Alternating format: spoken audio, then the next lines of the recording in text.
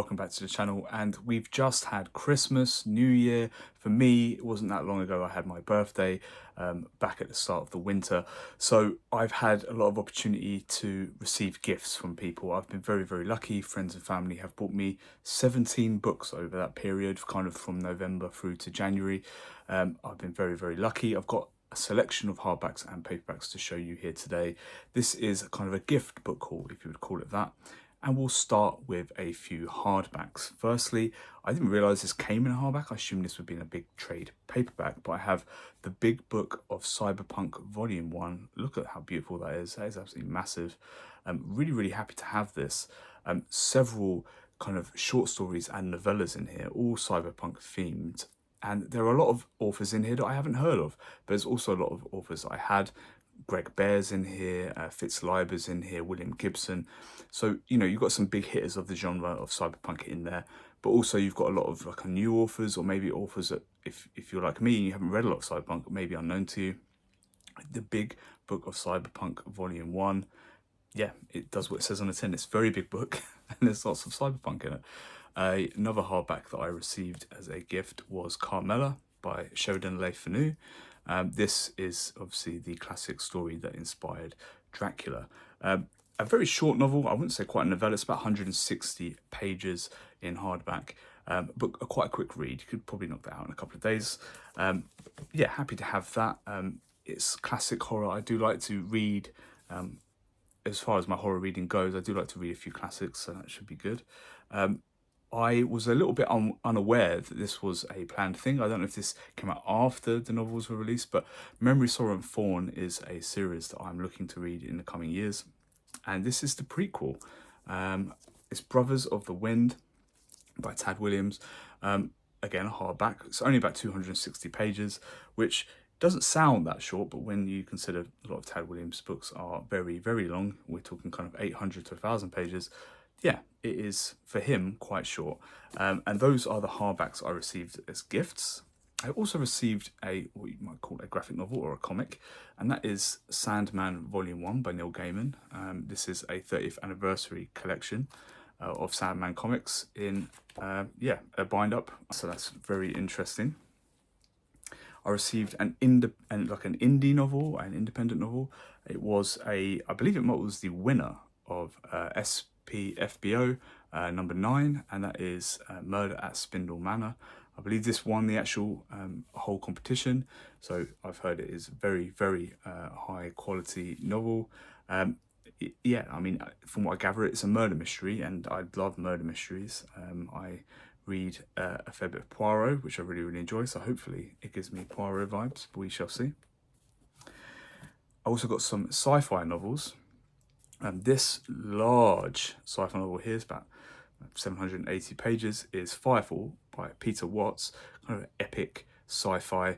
But this is actually, even though this is how you can buy it most regularly these days, in this one big novel called Firefall, this is the complete arc that was originally released as a duology. They were called, let's look at the back, Blind Sight and Echopraxia.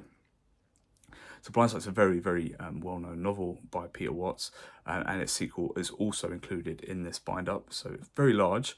I probably would look to read this in one go. I do read quite a lot of long books, so it wouldn't really put me off too much going and reading that. The other sci-fi novels I received are from the SF Masterworks editions, and the first of those is Ubik by Philip K. Dick. Obviously, I read Androids last year and really, really enjoyed that, so I've been recommended Ubik quite a bit. I have been told read a couple of other books before you come to Ubik, because it's a bit out there, but I am glad to have it on the shelf. And I already owned the sequel to this, because I managed to find it for like £1 or something. But I didn't own Hyperion by Dan Simmons yet. I only had The Fall of Hyperion. So obviously I will need to read this one first before I read the sequel. So it was also good to have this on the shelf as well. As you may know by watching my channel, I've been doing an extended Dark Tower read through. One of the novels I need to read for that, I actually already owned in a hardback omnibus, but that is The Mist by Stephen King, and they did recently release a bunch of these kind of shorter works as standalone novels. I know he had kind of like Shawshank Redemption and the like as well that came out in this format. But The Mist is part of the Dark Tower read through. It is quite short. Let's have a little look. It's like 180 pages, so it should be a fairly light read. Yeah, The Mist. Quite excited to get around to that. Another novel you may not have heard of, it has been doing the rounds on kind of fantasy booktube a little bit though, is Yellow Sky Revolt. Yeah, so this is kind of Chinese inspired, or historical Chinese inspired fiction. Yeah, it looks quite thick, this one, but I think the font is quite nice. Yeah, the quality of this altogether is fairly high, I would say. I'm not quite sure if this is an independently published novel or not, but this is book one of the Three Kingdoms Chronicles. It comes highly recommended by a bunch of fantasy booktubers, so it was nice to get that. I've already collected a few of the books from this series. I've been trying to find them in hardback, but this was a paperback, and this is book one of the Bound and the Broken by Ryan Cahill. So this is Of Blood and Fire. Quite a long book because it's, again, it's fantasy. But for him, for the books in the series, actually fairly short. I think it's about 530 pages, this one, which for Ryan Cahill seems to be fairly short compared to a lot of his newer ones.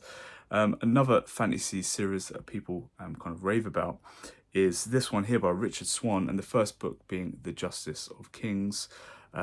Again, it's a fantasy book, but I think unlike a lot of fantasy books, it is fairly achievable. Yeah, 420 pages, quite short for a fantasy novel actually. Good to get that one because it came highly recommended. And then a series that I've read the first couple of novels of already. I actually thought I'd be a little bit further ahead than I was, so I did kind of put this on my wish list, and I was happy to receive the next 5 books in the Dresden Files. So we have here books 6 through 10 of the Dresden Files. Yeah, one of them is upside down, which is really, really annoying. But that's how they package these, I'm assuming, so they can tell, which one, kind of which pack is which. So yeah, those are books 6 to 10 of the Dresden Files by Jim Butcher. Good fun novels, all kind of around 400 pages, so they're not too long. They don't take themselves too seriously, but good fun novels all the same.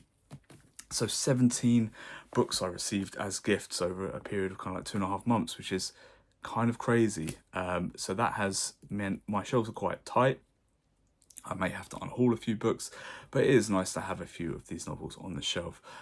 Let me know in the comments below if you received any gifts over Christmas. Did you have a birthday recently? Maybe you've been celebrating an anniversary and you've got a few gifts. Let me know in the comments down below so I can have a little look and be nosy.